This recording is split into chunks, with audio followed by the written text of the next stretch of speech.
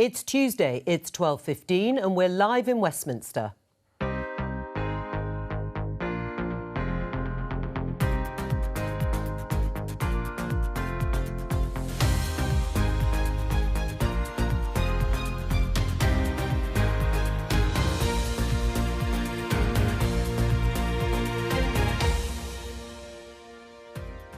Joining me, Conservative MP Bim Afalami, Labour MP Belle Ribeiro-Addy, TUC General Secretary Francis O'Grady and LBC radio presenter Ian Dale.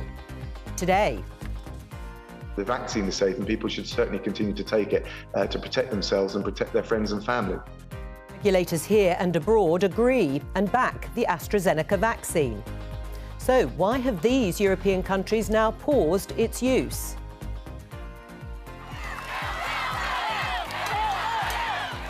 The government says it's taking immediate steps to make women and girls safer. Too many of us have clutched our keys in our fists in case we need to defend ourselves. How does it make women safer on the streets? The simple answer is that it does nothing. The virus is deadly, This was Cheltenham races a year ago. Will voters remember early mistakes in the pandemic?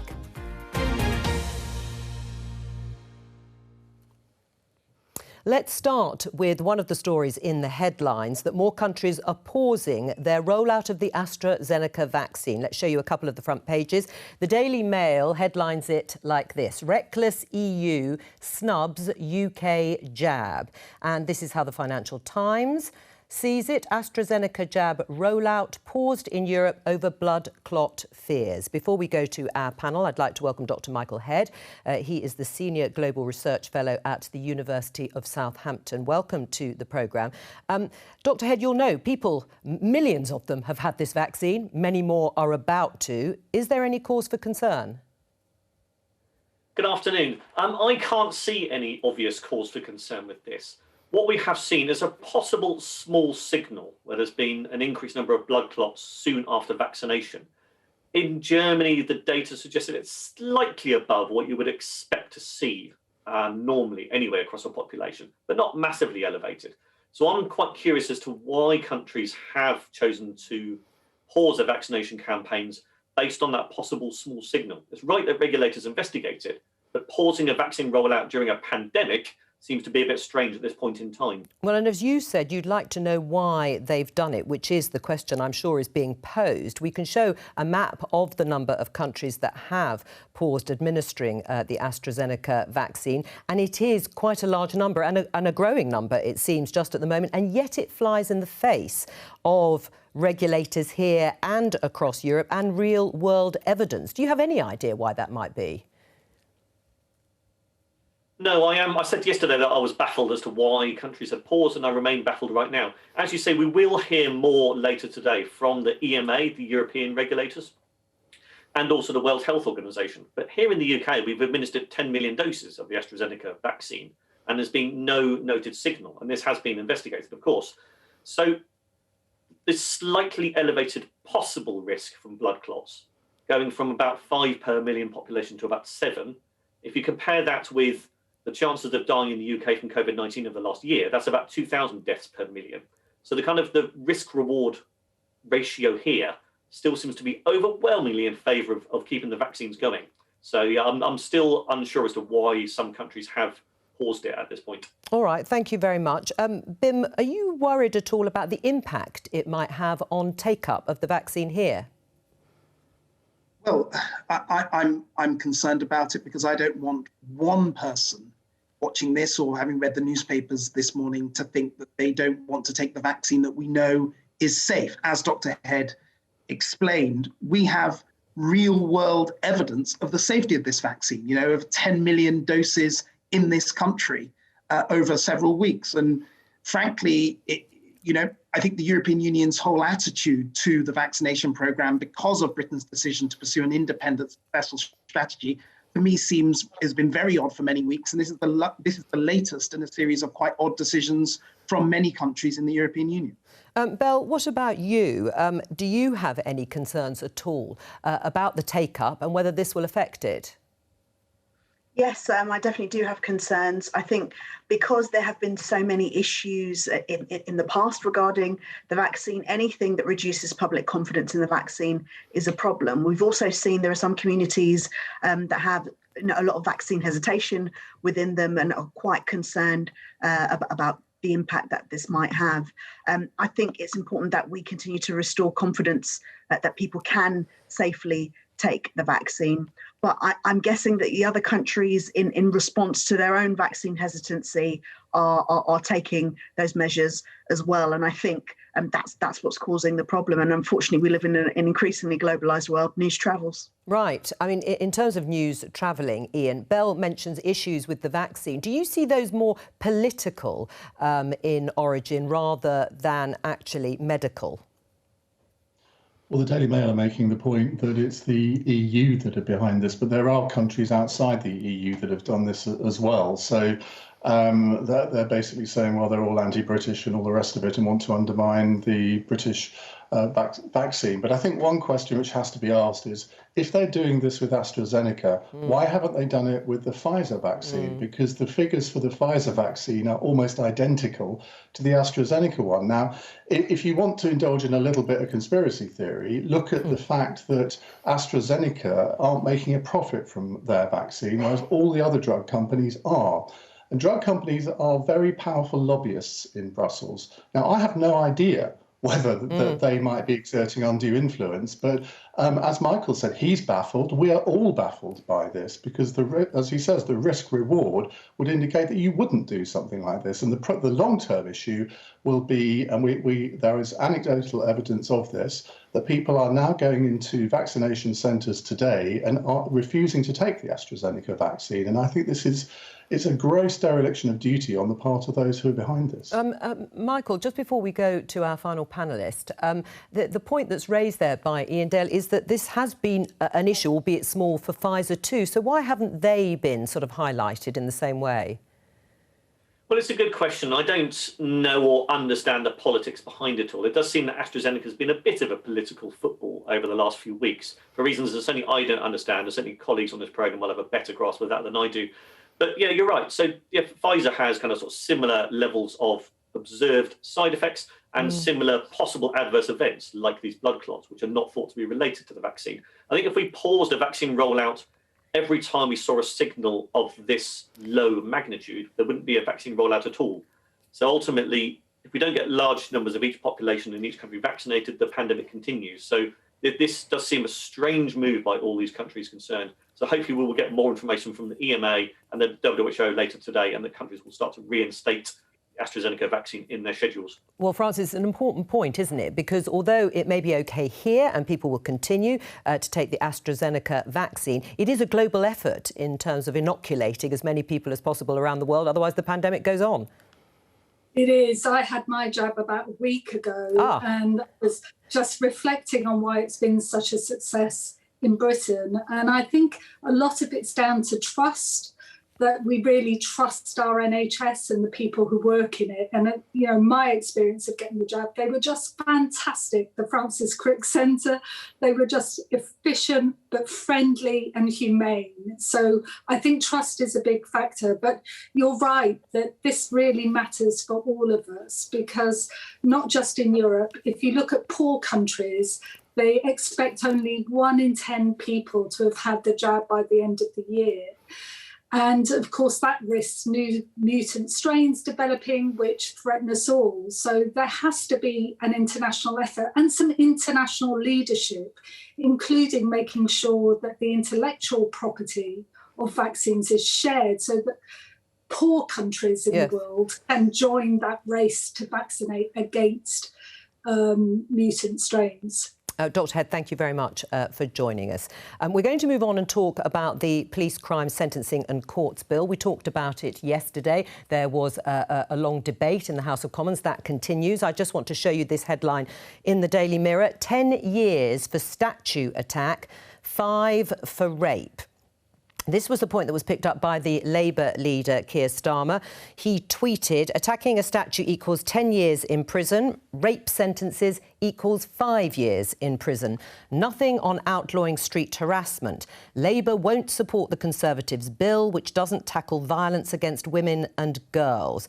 The Justice Secretary responded, Robert Buckland, with this tweet: disappointing to see Keir misrepresent sentencing policy like this.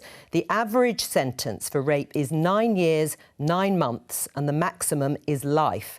Our reforms will mean longer prison sentences or terms for sex offenders, but Labour is voting against them. Belle, do you agree with the Justice Secretary that we should look at the average sentences for particular crimes rather than the possible minimum and maximum sentences? No, I don't agree, because it's evidently clear what is happening in the sense of rape cases. People are getting lower and lower sentences, and less women are coming forward. And when they do come forward, they're being dragged through some of the most horrendous processes, sometimes to no avail. So I think looking at it like that is wrong. Right, except, do you accept that the average sentence, according to the Justice Secretary, for rape is actually 9 years, 9 months, and the maximum sentence is life? Well, that's what it says. However, I don't believe that that's what's happening the majority of the time. What we're actually finding is whilst that may be the average sentence, some people that barely anybody is being sentenced, and that's the problem. And people are calling it, saying it's effectively decriminalising rape. So when someone finally does get charged, if that's their average sentence, fine. But if all of these are not getting to a situation where people actually have to do time for what they've done, and that's an important point. We're going to come on to that in a little bit more detail. But Bim, before we move on, just on this particular point, do you accept what Keir Starmer is saying, that it is at least possible for someone to get a longer prison sentence for attacking a statue than for attacking a woman?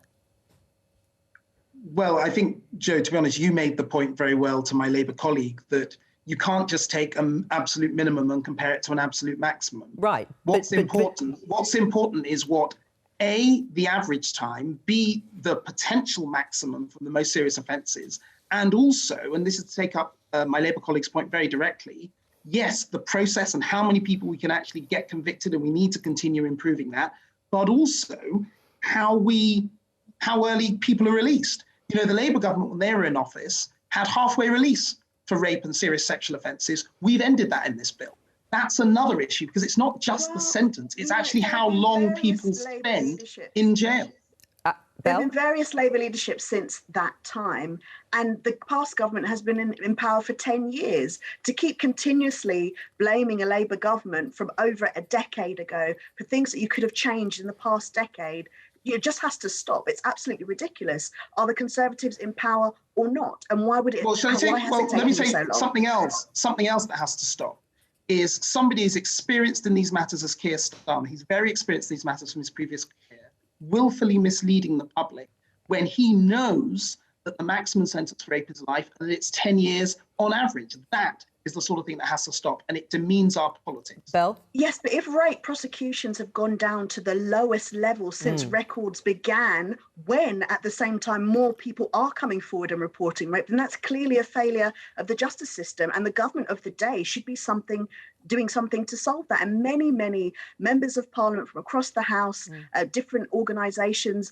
like End Violence Against Women have been making this point to the government again and again, and nothing has changed. And instead, we're having this new piece of legislation, which, as far as I'm concerned, in its way of restricting the right to protest, is silencing women's voices, whilst at the same time valuing statues. I mean, what we value in society is quite clear from the fact that most of these statues are of men, they're made of stone, they're made of metal, and they are now being valued above women. All right, you damage one of these statues, you get up to 10 years. You violate a woman, you get 5, if that. Let me go to Ian and Francis, because we're covering this idea of comparison because it's how it's developed in the news. But is it really making a fair comparison at all, Ian, in terms of the possible sentences that can be handed out for rape and criminal damage, essentially? Well, perception is often greater than reality. And if you perceive that damaging a statue is going to get you a longer sentence than if you attack a woman, whether sexual attack or domestic violence or whatever, that is not a good perception. And I'm afraid that's the narrative that's developed on this. And I think this is one of those occasions where I mean, Bell is right in a lot of what she says, and so is Bim. It's rare in politics that people can be right from different sides of the fence. It depends what angle you're looking at. But where I really do agree with Bell is that it kind of does avoid the main issue. And the main issue is that fewer and fewer women have the confidence to come forward to say they've been attacked, whether it's a sexual attack or rape, whatever. And that's what the government needs to address. Not just the government, the police and the CPS need to address that. I've heard horror stories of women who've been viciously attacked, but I thought, what's the point in reporting this? Because I'll go through agony and I've got no confidence that I will get justice in the end. That's what legislation should be concentrating on. Yes, have higher sentences, and I totally agree with Bim that people should not be let out automatically at halfway, people who've committed sexual offences. So that's something you would hope that Labour would support it in the bill. But this has become far too politicised in many ways. And OK, sometimes when I say that, they say, oh, it's motherhood and apple pie. You just want everyone to get along. Yeah. Well, on this, why should there be a political divide? Surely everyone wants the same outcome. Right. Well, on your very point, it is borne out in the statistics, as you rightly say. If we show our viewers this graph, most rapes aren't solved. These are figures for England and Wales 2019-2020. And it's very stark. Police recorded rape. The number is over 55,000. Rape convictions is just over 1,400. Francis, looking at those figures, is Ian right that actually the focus from both Labour and the Conservatives on this should be on convictions and why there aren't more of them when you look at the numbers that are actually being reported to the police? The focus should be on women and ending violence. And not just violence, harassment, everyday sexism that we experience in the street, on public transport, at work and in the home. And it's time for it to end. And that's what politicians should be focused on, a real strategy to end that behaviour wherever it rears its head. But I think we need some honesty here, because that policing bill was conceived by the Home Secretary, who wanted to look tough about people toppling statues of slave traders and impose tougher sentences for them, as we've heard, than many men get for raping a real-life woman. And it's backfired badly. The handling of the protest, and I very much suspect that the Home Secretary's advice to the Chief Constable was to get tough on those women who are holding a vigil. And it's backfired. It's backfired. There are some other nasty bits in this bill, I have to say, more of these so-called culture wars, including picking on gypsy and traveller communities who still, many of them, need somewhere to live. Local authorities don't have the money or the duty to provide it. It's a nasty, nasty bill. Well, and instead, what we should be focusing on is how do we make working lives and life in the home and in our communities safe and respectful to women. All right, well, let's go back. As you say, it's a wide-ranging bill. It covers all sorts of areas. We talked quite a lot about the right to protest yesterday. I'd like to return to the point that you ended on there, Francis, about women and about protecting them. Bim, the accusation there from Francis O'Grady that actually what the government has done is use longer sentences, if you like, as a way of masking the issue that was shown in that graph is that there just aren't enough cases when it comes to rape making it to court. Look, I think it's not an either or. I think you've got to do both. I think that longer sentences are important, and we've talked about that already, and I think that does matter. But at the same time, we need to improve. We need to improve those statistics that you showed. 1,000, 1,400 compared to 55,000. We all know that isn't good enough. But what's the cause of those? What's the cause of those statistics? I mean, during the last 5 years, Bim, cases reported to police have risen sharply. They've gone up, but the proportion of rape prosecutions in that same period has more than halved. Why? I'm afraid these things are very, very complicated, and it's multifaceted. I suspect the reasons are many, but I think the important thing is that we need to look at all the different angles. There's a CPS issue with that. We need to make sure the CPS has the support they need. There are things we should look at in terms of rules of evidence, how women are treated when they when they talk about these issues in court, if it gets that far, indeed with the police. There's a range of different things, and we definitely need to focus on that. But the way of us doing that is not to then say misleading things about sentencing. I think that we need to do both and improve on both areas. With this bill, it's a piece of primary legislation, we're improving on the sentencing. And yes, at the same time, we need to make sure that the numerous criminal justice acts that we have, we need to enforce them properly and more effectively in relation to rape and indeed many other cases as well. And I just would like to add one thing about statues. It's come up already. This is not just about statues. It means any sort of memorial. I think people out there who have gravestones that they visit from a loved one, or war memorials, or various other things, people feel very strongly about lots of different things. To sort of say, oh, it's all about statues of people hundreds of years ago is incorrect. And I think it's very, very important that the viewers of this programme understand that. Right, Belle, do you want to just pick up on that point? That in some cases this is about... Hang on, Francis, I will come to you. I just wanted to get Belle's response that these are war memorials that they're talking about in the bill. Belle? Well, I'm so sorry, my internet connection's gone. Don't worry, that is a hazard. What was your question? I heard war memorials after a long gap. It was just in response to what Bim was saying, that when we talk about statues, sometimes we are also talking about war memorials, not just statues of former slave traders. Yes, absolutely. We're talking about a range of different memorials. However, the fact remains is that these are still given a higher importance in this bill in particular than attacking a woman. And that's the point that people are trying to make, just drawing that illustration. I don't think we're making misleading statements about sentencing because, as we've just proven, as we've just discussed, not a lot of these cases are going to court. And that's a serious issue. We have to change the culture of how we view violence against women and girls. And I suppose part of changing that culture would actually be to show people, as a parliament, what we value. And we do that through our legislation. And this piece of legislation shows that we don't value women because it makes no very specific measures to tackle violence against women and girls when we know that that is so badly needed. Bim, you're shaking your head. Well, I mean, if we in this piece of legislation, we talk about rape, sexual assault, and that is a crime that predominantly, overwhelmingly affects women. What saddens me about this debate is you've got the Labour Party trying to play political points with this issue and then say, oh, we need a change of culture.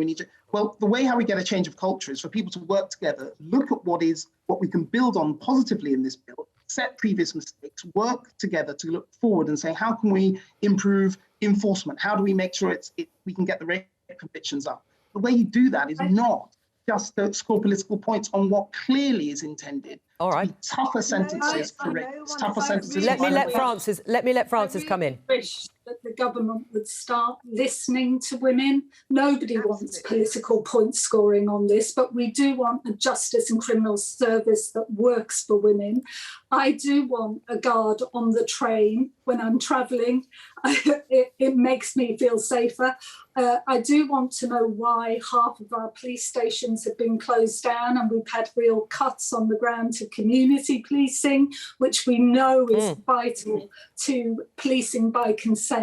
So, let's get real. Let's start listening to women and let's have a joined up strategy, as I say, at work and in the home and on the street and on social media too. All right, I just give the final word to Ian.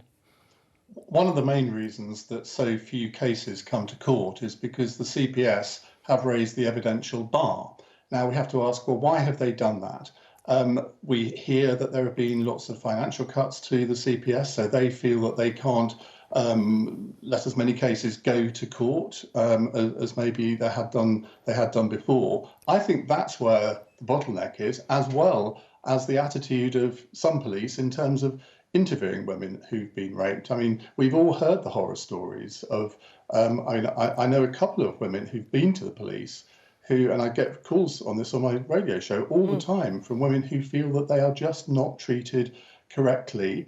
Either they're interviewed by male officers or even if they're interviewed by female officers, they feel as if they're not being believed. They feel as if all the questions are, well, why did you provoke this attack? Or how did you provoke this attack, and that is not the way to interview victims of sexual assault. All right, we're going to leave it there and move on because we've been joined by the BBC's political editor, Laura Kunsberg. Laura, you've been investigating the decisions made by the government early on in this pandemic, and that's as we reach the anniversary of the first lockdown. You've spoken to a variety of people, including Matt Hancock, the Health Secretary. Just let's listen to him responding to questions about what was going on last March. This was growing fast, and the thing that was really worrying and the thing that really sticks in my mind is that we had those reasonable worst-case scenarios of hundreds of thousands of deaths, and the problem with them was that they were coming true. So we knew we had to act, and that Monday I went to Parliament and said that all unnecessary social contact should be stopped.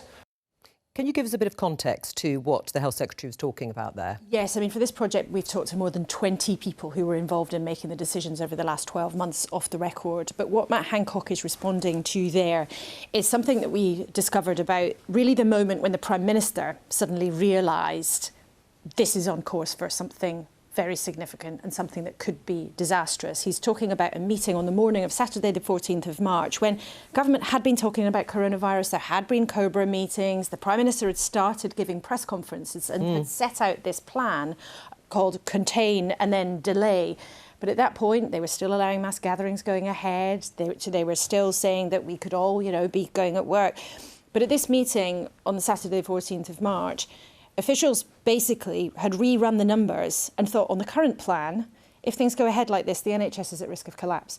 And it was at that moment that a small group in Downing Street said, OK, foot on the pedal, everything now has to be accelerated. And it's one of the real insights that we've been able to find out, because there's been so much written and agonised over the speed of lockdown. Was it too late, too early? But we've been able to find out about that specific moment when really, for Boris Johnson, it was suddenly beyond conclusive that things had to happen. And that was that particular moment reflected on by the Health Secretary. You spoke to him on the record. You've also spoken to many people off the record, senior politicians. And what have you gleaned? Well, the really interesting things, Jo, I mean, there's so much really, but first of all, is just in that early period, how blind they were. The government had been talking about this since January, but there was so much that they didn't know. And those early decisions were taken in a context where nobody knew that the disease could spread if people didn't have symptoms. Patrick Vallance, Chris Whitty, the scientists, they still thought mass gatherings were OK. Nobody really thought Cheltenham, it was about a year ago, wasn't it? We were showing pictures at the beginning of the programme. Exactly. There wasn't conclusive evidence about masks. They didn't know how fast the disease had been spreading. They didn't know that it was already here in large number, having been brought back into this country from people who'd been on half-term breaks in the Alps. So that real feeling of being blind, and there's one quote that really stuck in my mind that somebody said we felt really blind and we were more blind than we were able to tell the public, which is very interesting and has really struck me in all of this. The other thing that came across very strongly, despite the fact that a lot of action has been taken, the government's done massive interventions, the Prime Minister's own personal unease with the idea of restrictions, that has come back again and again in the course of these conversations. And particularly people in government have been very critical of tweaking with restrictions in September rather than bringing in more aggressive actions at that point when the second wave was just starting to take off.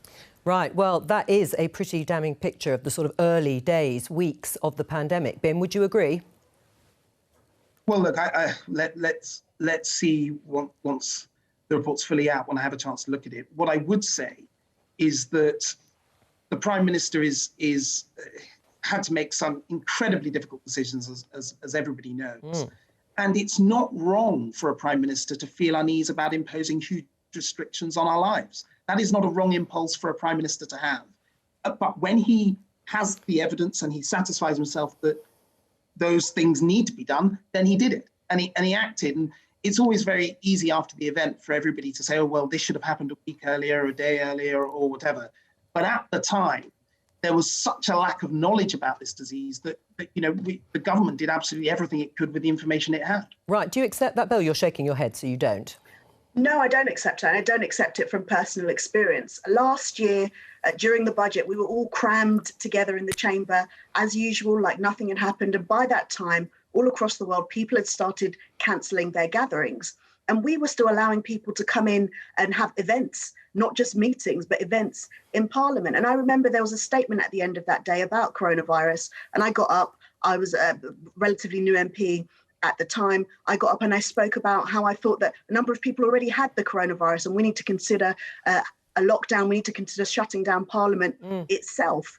And I was jeered by the Conservative benches. Now I started to feel flush. I thought I was just embarrassed. First time as a new MP I'd ever been shouted at by the other side. But I went home and I continued to feel flush. And I woke up the next day and I had coronavirus symptoms. It was not a great case at all. I spent one night in A&E and it took a good few weeks for me to get over it. So no, I will not forget how badly it was handled at the beginning when all across the world people were taking appropriate measures, and neither will the families of the 130,000 people that have died. All right, Bim, do you want to respond to that? Because there were many politicians, including, of course, as we know, Boris Johnson himself, who contracted coronavirus in those early days. Yes, I mean, the only thing I'll say is that this was a pretty much unprecedented situation, or at least in living memory. The government took the actions that we needed to. In hindsight, people will always look back and say, well, this could have happened, that should have been done at that time. But the balance of imposing restrictions and also seeing the costs of different interventions as well is something that we'll be living with for a very long time. And what the important thing is, as time has gone on, our increased knowledge and understanding about the disease and the ways of how to manage it, the scientific community, not just with the vaccine, but their incredible abilities to improve the drugs and the treatments, have done huge things. The NHS obviously deserves huge credit for that. So I just think as time has gone on, we have increasingly got better and better handling the disease, and the vaccine rollout that's currently going on, a very good example of how we've improved and kept improving, and hopefully, we can continue that vaccine rollout as one of the leaders, if not the leader in the world. Well, we're going to talk about that in just a moment, but we've sort of really discussed the early days, but of course there were people who were critical of the action, or perhaps the lack of action, later on last year. And I think there's a real distinction in what we found out. You know, there are a lot of people who say that March everything was unknown. We were scrambling, we did our best, it accelerated very quickly. But there are a lot of people who were intimately involved who, when you talk to them about it, are still really very regretful and even quite angry about what happened in September. I mean, somebody who was very involved in the decision making said to me, we kept repeating the same mistakes again and again and again. We lost a lot of time. That led to more cases, which in turn led to more deaths. Another very senior figure talked to me about a sense of denial when the second wave was starting to arrive. So there's a sort of sense of, at the beginning, OK, people involved think nobody knew. It was blind. Everybody was sort of scrambling and trying to do their best. But there is a distinction that by September, they sense that they were going around the arguments again, but the decision makers didn't all want to listen. That said, it's also talking to people about who were in the room making these decisions, just how hard this all was, right? It was a real dilemma. And in that period, in the late summer, early autumn, they were hoping that test and trace would be up and running in order to help manage that second wave. But it couldn't cope in September when universities and schools all went back, and that is part of the problem too here. So it's a complicated picture. Right, well, let's actually have a look at the judgments that are being made by people, by voters, because this story in The Guardian, which headlines, Tories could benefit from vaccine bounce in May's local elections in England. And this will be a big electoral test. You know, will it be a test on the handling by the government of COVID, or will people think, and will they benefit from this mass vaccination? Well, there's going to be a huge set of elections in May, actually. We haven't talked about this very much, really, because everybody's been quite rightly so focused on the pandemic. It's a massive set of elections happening in May. And if you look at it, some people in the Labour Party sort of say privately, well, look, the economy's had a terrible time. Thousands and thousands of people have very tragically lost their lives, and yet the Tories are comfortably, you know, where they're at in the polls. And there is a belief in Labour leadership that there is something of a vaccine bounce. That does seem to be a real thing. But, you know, it is a huge set of national elections, and you just wonder what will be in people's minds when they go into the polling booths. Don't forget also elections in Wales and Scotland too, and there'll be all sorts of interesting things. Maybe there'll even an interesting by-election too. Oh, yes, so we have just been told that that could happen at the same time. That's right. The Labour MP for Hartlepool is leaving, standing down immediately, and there is just about time to get on for a by-election on that same day, which would be really fascinating to see. Well, they're a big set of elections. Ian, how do you view them in terms of whether or not people blame the government for the pandemic and whether they will give them the benefit of the doubt over the vaccine? Well, if you look at the polls, I think it is astonishing that the Conservatives are 7. I think there was a poll yesterday showing them 10 points ahead. And you think, well, why is that? That it is easy to attribute it to a so-called vaccine bounce. That would indicate that people's memories are rather shorter than maybe the Labour Party would like them to be, because, as you've discussed, inevitably, mistakes were made at the beginning. The lockdown, I think we can probably all agree that in hindsight, and it's easy to say in hindsight, lockdown should have happened probably a week earlier. But if you remember, the scientific advice from Sage and Patrick Vallance and Chris Whitty was that if you go into lockdown too early, people won't respect it the longer it goes on. So they were not advising, I mean, Laura, you can correct me on this, but my recollection is that the meeting of Sage on the 17th of March did not advise an immediate lockdown, and it did happen a week later. And if the government then went against the medical and scientific advice, can you imagine what the outcry would have been? So I think the electorate probably cut the government a bit more slack than maybe political commentators do, because they think, well, who would have got it all right? And you look at what's happened in France, right. Very, very similar to this country in many ways. Very stringent lockdowns, but the number of cases now in France is going up all the time compared to here. Right. Francis, do you take the point on the following the scientific advice there? I think this is one reason why we need that independent public inquiry, so that we see the evidence and we can make our own minds up. But I think without doubt the government is getting a vaccine bounce. But I don't think people will forget that they've rewarded our NHS staff with a real pay cut, or that that's what they're planning on.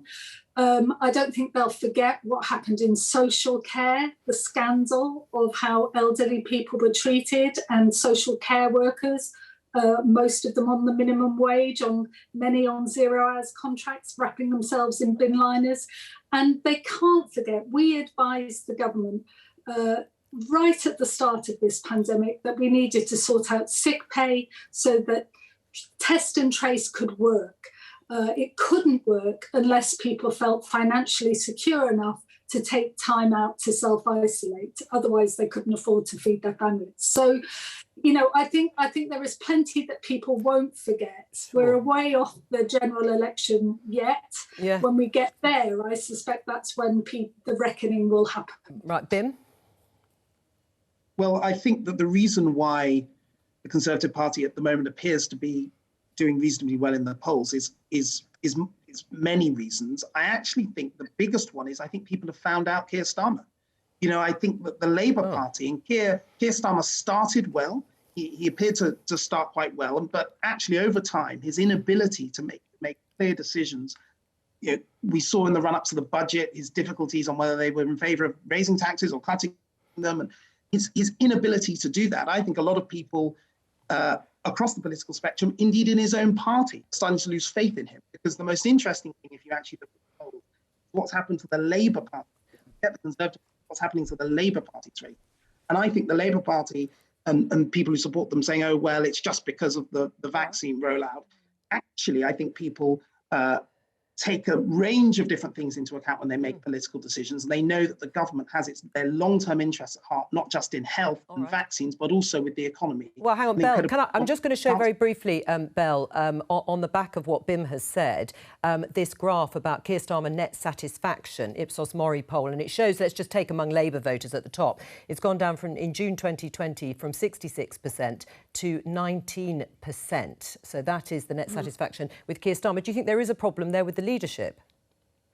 Well, we all know that polls can change very quickly. And if we're talking about vaccinations, if you remember, Keir Starmer was the one that rolled out the Let's Vaccinate Britain campaign before the government got on top of it. And actually, I think it is very disappointing if the government might be benefiting from what's called a vaccine bounce, because actually the vaccine rollout hasn't been their success. We think about the things that the government had control over, things such as track and trace, giving £37 billion to private companies. You don't think that the vaccine rollout's been a success? No, I don't think it's the government's success. I think the vaccine rollout, as it is a success, is an example of what the NHS can do when you give it the funds that it needs. And that's 100% the fact. And part of the reason why we find ourselves in this difficult situation is because the NHS was so cash-strapped in the past decade. And when they've given them the resources they need, everything they've needed, the vaccine rollout has been a complete success. So it's the NHS success, all of those staff, all of those volunteers, they should take the credit, not the government. Ian? Well, it's very easy to blame the government when anything goes wrong. And then when something does go right, you don't give the government any credit at all. That's what people don't like about politicians. Give credit where credit's due. You're right, it is the people who at the sharp end who've been rolling it out who deserve most of the credit. But I mean, this has been a success. It could have been an awful failure, just as we've seen it be an awful failure in many, many European countries. It hasn't been a failure in this country. And if you can't bring yourself to actually utter the words for once, the government have done well on this, I think that's a shame. All right. Laura, just sort of in response, listening to that discussion, it will be interesting to see what voters use in terms of their judgments, whether it is on the vaccination, on the decisions made through the pandemic, on other issues leading up to those elections in May. It will be fascinating. You know, in a sense, all politics is local, but we have been through the most astonishing year politically, personally, as a country. You know, everybody's been through the mill in one way or another.